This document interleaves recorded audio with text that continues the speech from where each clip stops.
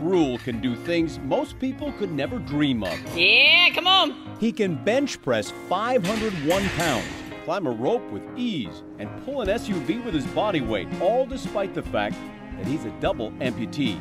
Zach, you don't look at him as someone in a wheelchair, someone with a disability. You just look at Zach for who he is. He's shattering stereotypes and proving a disability doesn't have to hold you back. When I was born, I had a deformity, which actually led to my amputation. My legs would not function the right way, and my mom at the time made a decision to go ahead and amputate them. Zach calls his mom his biggest hero.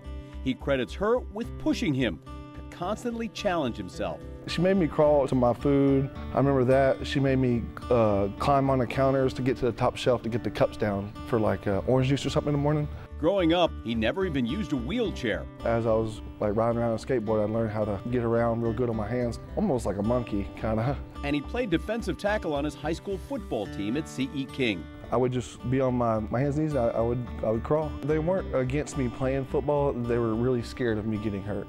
They try to convince me to do something else along the lines of filming or a trainer or something like that, but they let me in and I got a sack, I got a tackle, and from that day on, I started the kickoff and I started a defensive tackle.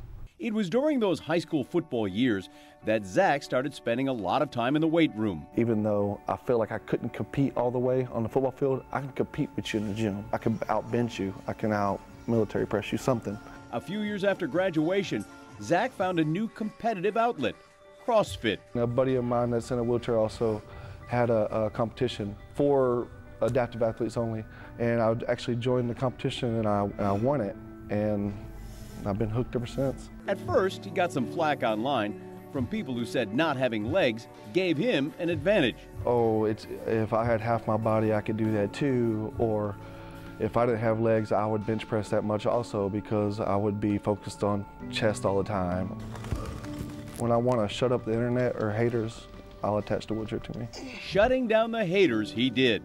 Zach started doing muscle-ups, hauling his 29-pound wheelchair. He'll just fly up there like it's no problem, jump around on his hands. He's more mobile on his hands than most people are on their feet. People usually, they're kind of flabbergasted about the size of my hands. I don't have legs, but my wingspan is 6'6", so I think I should have been a tall guy. He's even coming close to an all-time bench press record. So he needs a 531 bench to be the greatest of all time at his body weight, and he has hit 501 at a meet, which is incredible. Even benching 500 with 2 legs is a huge feat. And he opened a CrossFit gym. I wanted to open up a CrossFit gym that was inclusive for adaptive athletes and able-bodied athletes because I feel like it's almost 2 different worlds. I feel like a lot of adaptive athletes are scared to come in a CrossFit gym because honestly, I mean, it's intimidating to regular people because you got chalk, you got people doing pull-ups, sweating, they got their shirts off. So you can only imagine somebody in a wheelchair coming into a gym seeing that. Crouch down, try to get my elbows to my knees. Zach is now a fitness trainer at Dub's Barbell in Spring and offers free training to anyone with a disability. I wanted to make it like a even playing field, and I wanted able-bodied athletes to work out with adaptive athletes, and it's going to be around the same intensity level. He admits he's gotten some questions. When I first started training, yeah, people would walk in and see that I was going to be their coach, and then so it's like, we're going to work out legs, right? Yeah, we're going to work out legs, man. Like, don't worry, I don't have them. Doesn't mean I don't know how to work them out or use them. But he doesn't take any excuses, especially from his adaptive athletes. I'm not going to take no for answer. You're going to get out of your wheelchair. You're going to get uncomfortable. Come on, cooking! We're going to fail at some stuff, but we're going to fail together. Just know that I got your back. I'm going to be there for you. Zach's an inspiration because of what he's been through and what he's overcome.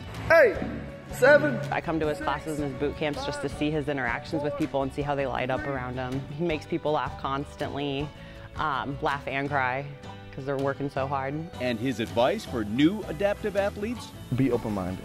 Go into it with an open mind and go into it willing to learn and get out of your comfort zone. The biggest thing is getting out of your comfort zone.